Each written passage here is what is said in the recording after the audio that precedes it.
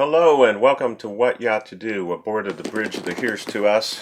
Today we are here in Donovan's Shady Harbor Marina, where we spent 3 days just kind of relaxing, catching up on things, and visiting with Brian Donovan here, the owner who really caters to the loopers out here, and nice gentleman.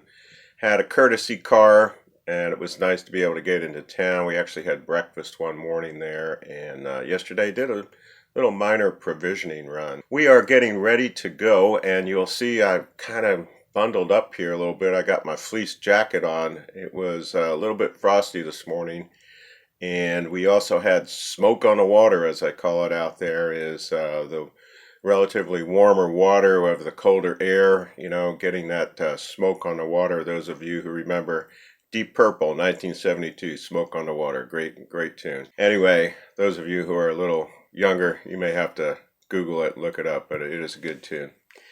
So today is our first lock on our second loop, and Rev is excited about that. It is the Troy lock, and we're going to actually give them a call here this morning and see if there's any known delays. I'm going to be using primarily the data from Skipper Bob.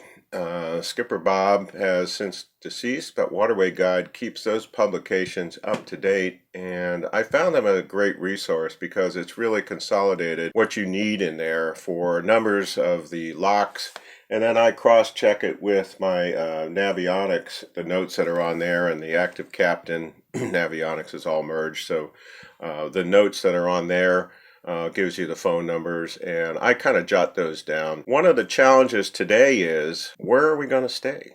And so we are banking on trying to get a spot at the Wall in Waterford. And it's just kind of hit and miss because you can't reserve it.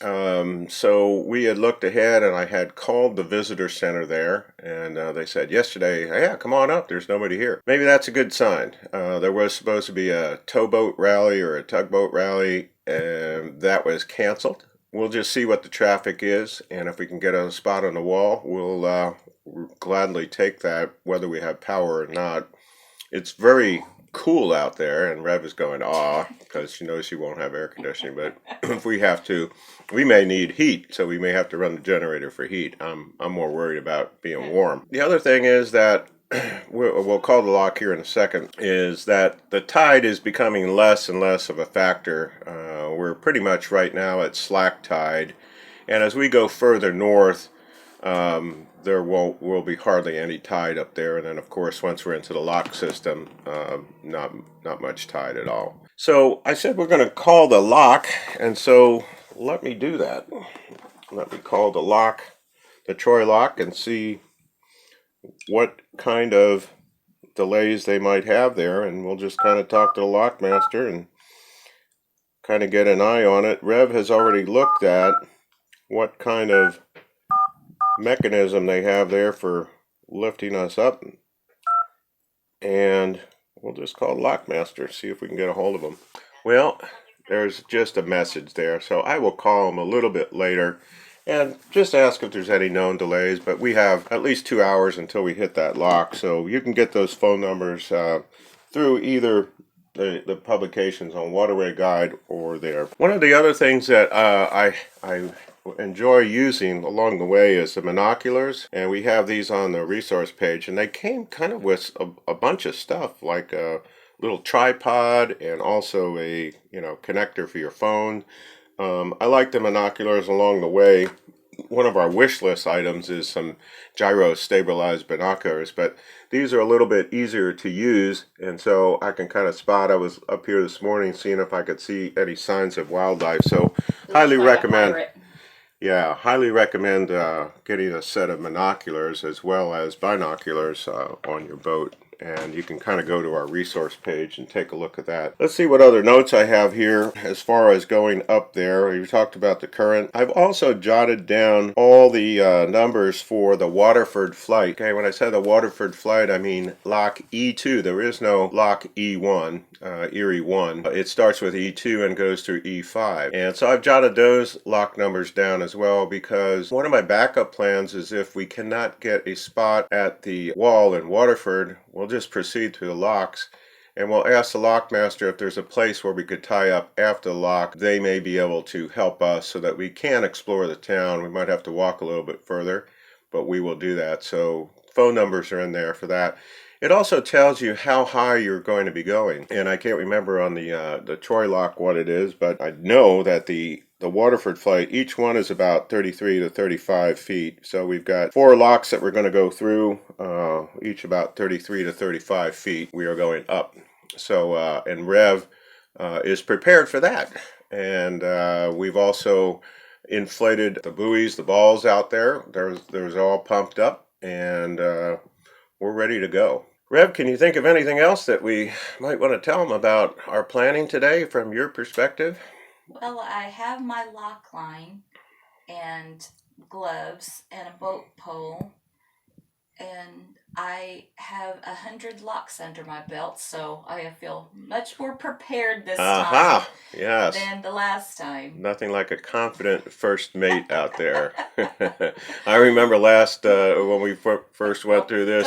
I love telling this story because Rev is just so conscientious, and she wanted to know exactly what she was going to be doing at the lock, and we had looked at a number of lock videos, and that morning leaving Albany to head to the Troy lock, she was like looking at me like deer, looking at the headlights, just kind of like, I don't know what to do. Well, and you so, said we looked at YouTube videos. They didn't say they didn't what say to do. they didn't. And so, and my retort to her was, well, just manage the lions. Yeah. And that's become kind of a funny thing, but she's now a pro at it, and gives me great direction as to how to maneuver the boat over the headset. So anyway, we're looking forward to this. It's cooler weather, and so I have already done a pre-flight down the engine room, looked at our checklist, and we feel like we're ready to go. So All right. Let's get on the way.